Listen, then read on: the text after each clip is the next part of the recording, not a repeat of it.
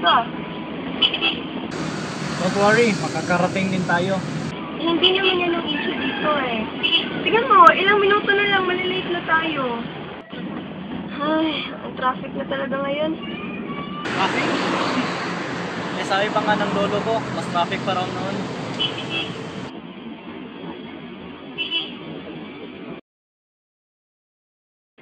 Kuya, antayin mo ako. Ang bagal-bagal mo, halika nga. Kuya, nagugutom na ako. Sige, umupo muna tayo dito. Dahil unang araw mo ngayon sa paaralan, sa'yo ang mas malaging parte. Kain ka na. Kuya, malayo pa ba tayo?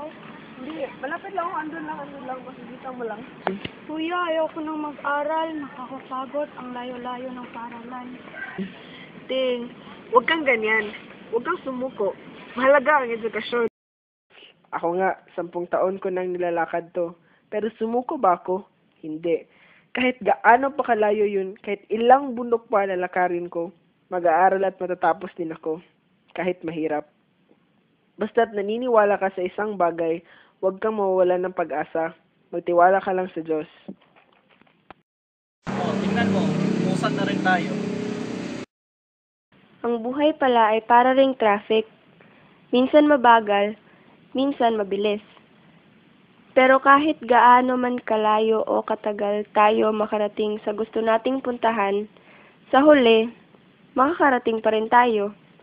Basta't handa tayong maghintay.